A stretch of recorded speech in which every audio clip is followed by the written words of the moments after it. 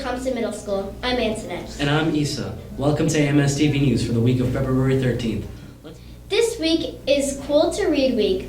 There are many activities going on, including book cover and bookmark displays, book drive, read a shirt day, and much more. Be sure to get involved. The Community Service Club is holding a coat drive for big brothers and big sisters. Please bring in gently used jackets and coats and place them in the donation boxes in the Commons.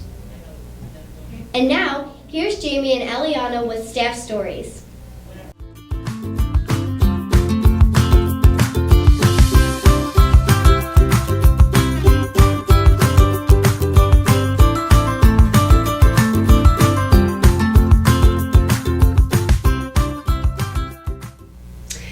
I took the piano and the guitar when I was in elementary school.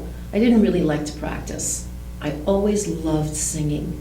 As a baby, I used to walk into the neighbor's open garage and scream. My family would joke and say, "This kid's going to grow up to be a singer." I sang to the songs on the radio. I sang in a talent show when I was in the 2nd grade. I left Catholic school to go to public middle school, and I wanted to be in chorus. I loved it so much, I joined some musical performances at school.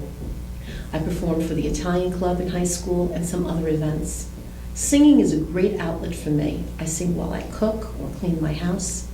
My family knows how much I love to sing that my husband and a good friend arranged for me to record a CD at a recording studio.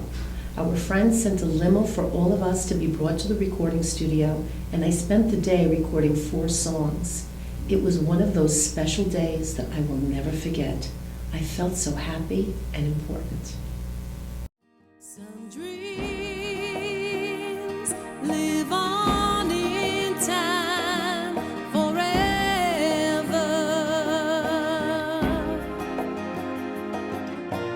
Those dreams you want with all your heart,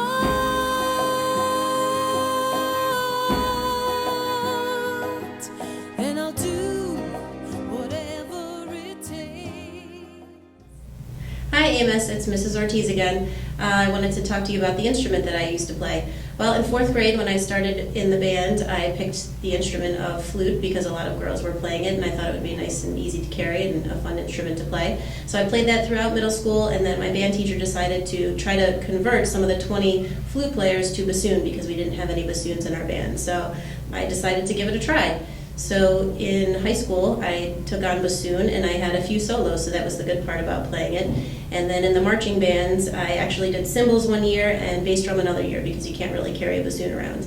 But my music career was not very successful and I ended up quitting the band in high school. But believe it or not, a couple of years ago, I tried to take guitar lessons to try to play songs during social studies class. And even though I did end up buying an electric guitar, I wasn't very successful at that instrument either. So keep up the good work with the band. We really enjoy your music. Hi, I'm Mrs. Olander, and when I was in middle school, I played clarinet.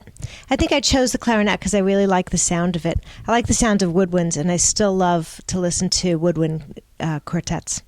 Yearbooks are now on sale. They can be ordered online, or you can pick them up in a form in the main office. Congratulations to the AMS Kickline team for taking home 1st place in kick and 4th place in palm. Last week, teachers and administrators from Plainview School District came to check our digital media lab. While they were here, DMC students helped them create a short segment on fake news. Let's take a look. Good morning, Plainview. I'm Mrs. Talone. Today we'll be featuring a real news story about fake news. Fake news are news stories that are either partially or entirely false, most of the time intentionally. Why would someone create a fake news story on purpose, you ask? Well, there seems to be one very compelling reason.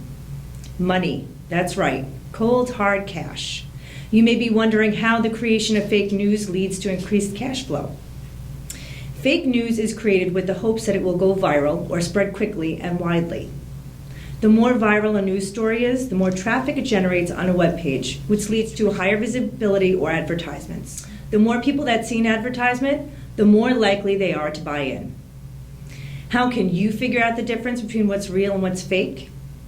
It may be tricky, but if you become your own investigator, you can equip yourself with the necessary skills. Ask yourself, who is the author of this piece and what are their credentials? When was this piece published? Is there information in this story that contradicts information that I've seen elsewhere? Is the information worded in such a way that it sounds less than professional or is designed to evoke a strong reaction? What organization is responsible for publishing the news? Is it one that I recognize? Are there so many ads that it's difficult to differentiate between the ads and the content of the article? What kind of ads are they? Finally, go with your gut. If something looks suspicious, sounds suspicious, check other sources.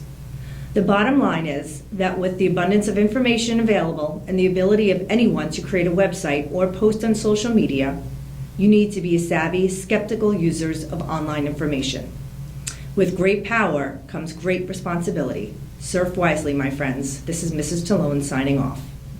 Due to health, safety, and security reasons, students are not permitted to carry backpacks during the school day. Please use your lockers. Do you want to learn how to design things you can print on the 3D printer? See Mrs. DeLuca in the library to sign up for a workshop during your lunch period. And now, here's Caitlin with Teacher Believe It or Not. Hi, I'm Caitlin. This week's Teachers Believe It or Not is about Mrs. DiLiberto. Let's find out one interesting thing about her. Hi, I'm Mrs. DiLiberto, and I wanted to share with you something that maybe you didn't know about me. My father was a professional wrestler back in the 1960s. His name was Argentina Apollo, and he wrestled from the 1960s into the 1980s. Introducing first of all, from Buenos Aires, Argentina, weighing in tonight at 231 pounds, Argentina Apollo. And so I wanted to show you his belt that he won in 1961 when he was with the WWF, when he was working with Vince McMahon Sr. And also he made a cover of one of the wrestling magazines as well. And in another wrestling magazine, they did a cover story on our family when he first started his career. So he was a wrestler up until the 1980s, and while he was still wrestling, he decided he wanted to become an artist. And he always had a love of art. And so he did earn a living from selling his art, and I have a lot of his artwork in my home. He sold all around the country and outside of the United States as well. My father died at the age of 46 in 1984. He died of a heart attack. He will always be remembered as either Argentina Apollo the wrestler or Vicente de Negris the artist, but for me, he will always be my papi. Thanks, Caitlin. To see your past newscasts and other projects, go to amsdmc.com. Also, remember to follow AMS on Twitter at SCSD_AMS and on Instagram at Acomsit. That's all for now. Thanks for watching the AMS TV news. Have a great week.